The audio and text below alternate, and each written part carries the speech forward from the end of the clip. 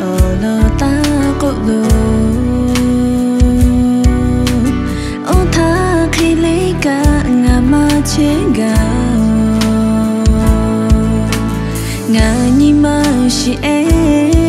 khá bì nó tha bi bao a vi bao ở lê mới vô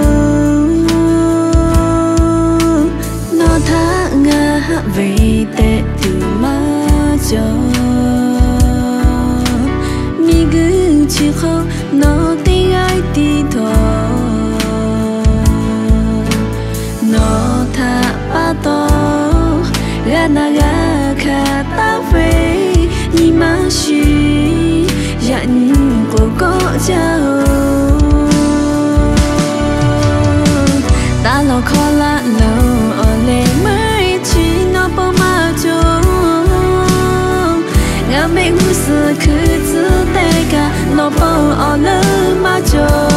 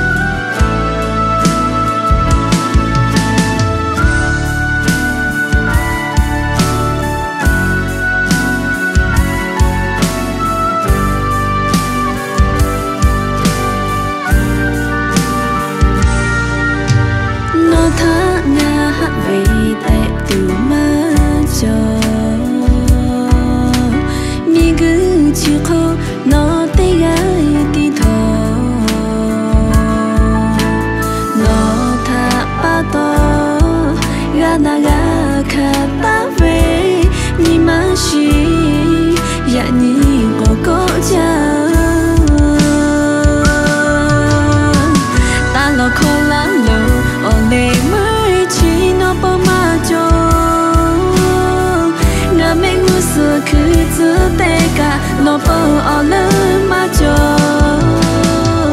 nó tê ga về tí nó tê chế về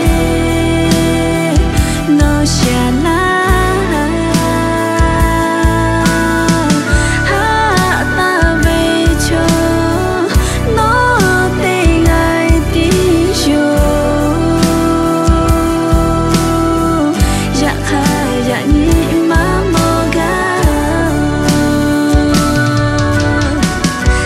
khó lạ lâu ở lề mới chỉ nó bao ma cho